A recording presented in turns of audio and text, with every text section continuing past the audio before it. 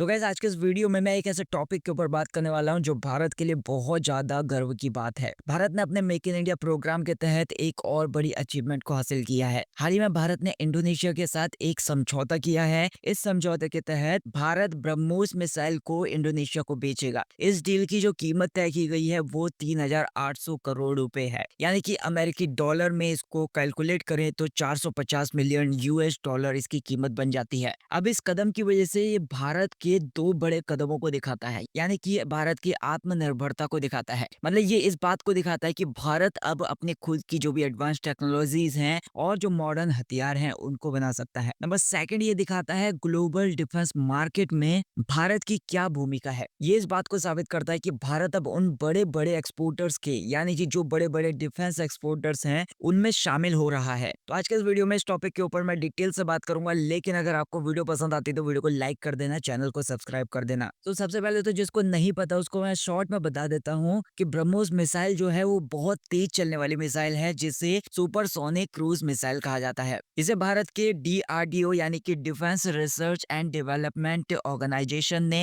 और रसिया के एनपीओ मशीनोस्ट्रोआइनिया ने मिलकर बनाया है। इसे भारत की ब्रह्मपुत्र नदी के नाम से जोड़ा गया है और रशिया के मस्कवा नदी के नाम से जोड़ा गया है। तो ये जो मिसाइल है वो साउंड की स्पीड से, मतलब साउंड की जो स्पीड होती है उसकी स्पीड से 3 गुना ज्यादा की स्पीड से उड़ती है, और इसी स्पीड की वजह से इसे फास्टेस्ट क्रूज मिसाइल्स की लिस्ट में ऐड किया जाता है। तो मतलब ये जो मिसाइल है वो इतनी तेज है कि दुश्मन के पास इसे रोकने का बिल्कुल भी टाइम नहीं रहता। इसकी वजह से ये भारत के सबसे ताकतवर मिसाइलों में से एक मानी जाती है। तो ब्रह्मोस मिसाइल के कुछ फीचर्स के बारे में बात कर लेते हैं। नंबर पहले तो हम इसकी स्पीड की ही बात करते हैं। तो ब्रह्मोस मिसाइल की जो स्पीड है वो मैक 2.8 है। मतलब ये जो मिसाइल है वो साउंड की स्पीड से 3 गुना तेज उड़ सकती है। इतनी तेज स्पीड की वजह से दुश्मन के रडार से बच निकलती है ये, यानी कि इसे पकड़ पाना बहुत ज्यादा मुश्किल हो जाता है। तो नेक्स्ट इसके बारे में बात की जानी चाहिए इसकी कैपेबिलिटी के ऊपर। अब ये जो मिसाइल है वो 290 किलोमीटर दूर तक अपना जो भी टारगेट होगा उसको हिट कर सकती है। मतलब इसकी रेंज बहुत ज्यादा है, 290 किलोमीटर बहुत ज्यादा दूर हो जाता है। अब इसके नए और एडवांस वर्जन की जो रेंज है वो इससे भी कहीं ज्यादा है, मतलब 500 किलोमीटर दूरी तक वो अपने टारगेट को हिट कर सकती है, जो इसका एडवांस्ड वर्जन है। तो सीधी बात तो यही है कि ये स्पीड के मामले में बहुत ज्यादा तेज है, बहुत ज्यादा ताकतवर है, दुश्मनों के लिए बहुत ज्यादा खतरनाक हो सकती है।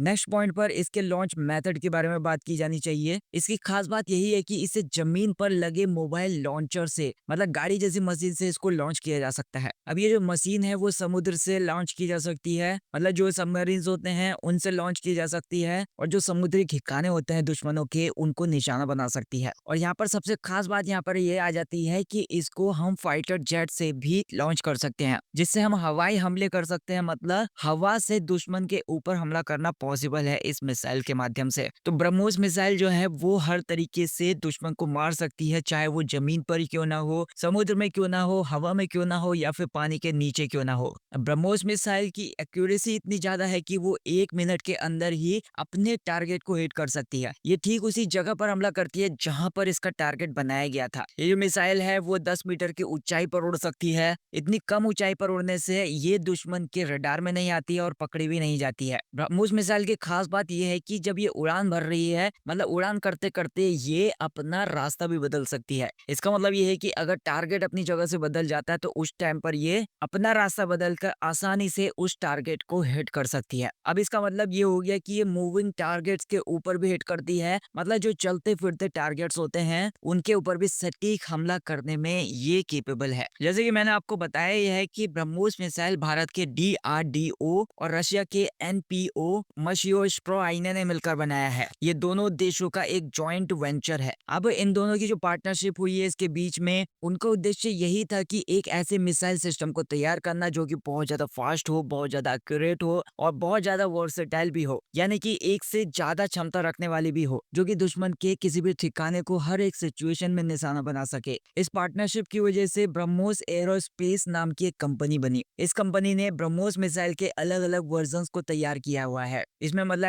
एडवांस वर्जन भी आ जाते हैं जिनकी कैपेसिटी और भी ज़्यादा है, जिनकी कैपेबिलिटी और भी ज़्यादा है, जिसमें लैंड लॉन्च्ड वर्जन्स आ जाते हैं। जैसे कि ये इस ब्रह्मोस मिसाइल का एक ऐसा वर्जन है जिसे ज़मीन पर लगे मोबाइल लॉन्चर से, यानी कि एक बड़ी गाड़ी जैसी मशीन से लॉन्च किया जा सकता है। अब इसका मेन उद्देश्य यही होता है या फिर इसका मेन यूज़ यही होता है कि जो ज़मीन पर दुश्मन के ठिकाने होते हैं उसको निशाना बनाना। इसे वॉर के टाइम पर या फिर जो भी युद्ध चल रहा है देशों के बीच में, उस टाइम पर कहीं पर भी ले जाया जा सकता है। ये बहुत ज़्यादा फ्लेक्सिबिलिटी भी देता है। मतलब इसे ज़मीन से लॉन्च करके दुश्मन के जो भी कैंप्स हैं, दुश्मन की जो भी बिल्डिंग्स हैं या फिर दूसरे ठिकाने हैं उनको तबाह किया जा सकता है। नेक्स्ट वर्जन यहाँ पर आ जाता है सी लॉन्च्ड वर्जन। अब ये जो वर्जन है वो वॉरशिप्स से लॉन्च किया जाता है। इसे खास तौर पर जो भी समुद्री टारगेट्स होते हैं, जैसे कि दुश्मन के जो जहाज होते हैं, दुश्मन के जो पोर्ट्स होते हैं, दुश्मन के जो भी मौजूद ठिकाने होते हैं, उनको खत्म करने के लिए या फिर उनको हिट करने के लिए या फिर उनको तबाह करने के लिए बनाया गया है।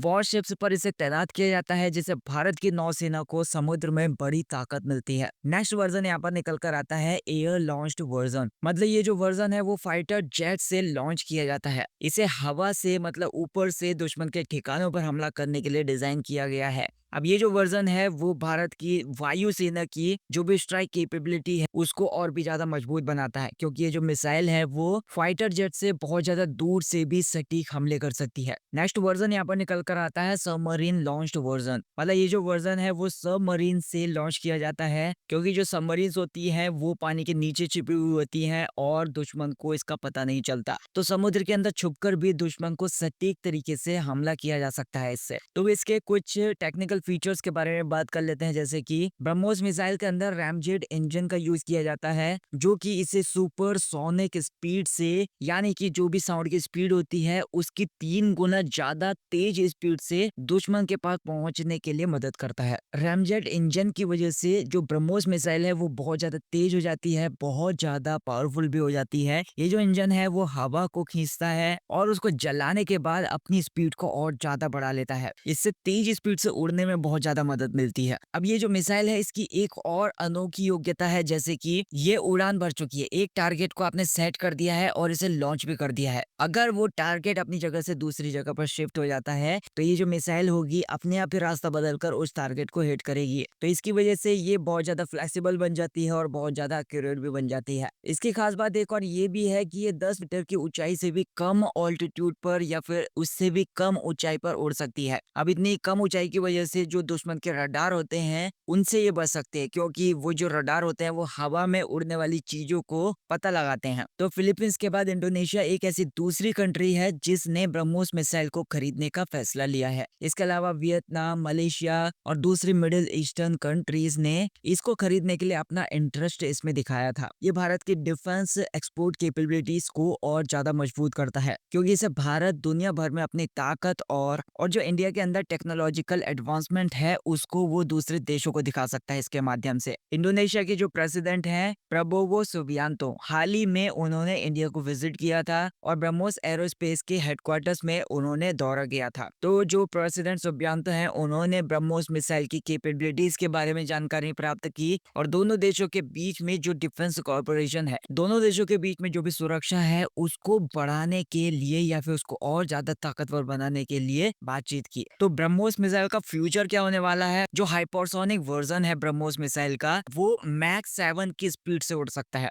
जिसे ब्रह्मोस 2 के नाम से जाना जाएगा। ब्रह्मोस 2 जो होगा वो बहुत ही ज्यादा फास्ट होगा, बहुत ही ज्यादा पावरफुल भी होगा और इसकी स्पीड जो होने वाली है वो अब तक की जितनी भी मिसाइल्स हैं, तेज चलने वाली जो भी मिसाइल्स हैं उनसे बहुत ज्यादा होने वाली है। इसके अलावा भारत अपनी स्वदेशी सबसोनिक मिसाइल निर्भय के ऊपर भी काम कर रहा है, जो कि एक इम्पोर्टेंट डेवलपमेंट होने वाला है इंडिया की तरफ से। तो भारत फ्यूचर में ब्रह्मोस को और ज्यादा फास्ट बनाने के ऊपर काम करेगा, जो भी एडवांस मिसाइलें हैं उनके ऊपर काम करेगा और जो भी डिफेंस को लेकर कैपेबिलिटीज हैं, जो भी क्षमताएं हैं उनको और ज्यादा बढ़ाएगा। तो ब्रह्मोस मिसाइल जो है भारत की टेक्नोलॉजिकल प्रोग्रेस का एक प्रमाण नहीं है, बल्कि भारत की जो डिफेंस कैपेबिलिटीज हैं उनको एक नई ऊंचाइयों तक ले जाती है, क्योंकि इसमें आपको बहुत ज्यादा स्पीड देखने के लिए मिलती है, बहुत ज्यादा एक्यूरेसी देखने के लिए मिलती है और ये वर्सेटाइल भी है। और इसकी वजह से ब्रह्मोस मिसाइल को ये बहुत ज्यादा इफेक्टिव अट्रैक्टिव बना देता है। तो इस टॉपिक के ऊपर आपकी जो राय है वो बहुत ज़्यादा मैटर करती है। जो कुछ भी आपका मानना है इस चीज़ को लेकर मुझे कमेंट सेक्शन में ज़रूर बताइएगा। अगर आपको वीडियो पसंद आई हो तो वीडियो को लाइक कर देना, चैनल को सब्सक्राइब कर देना। Thank you so much for watching this video.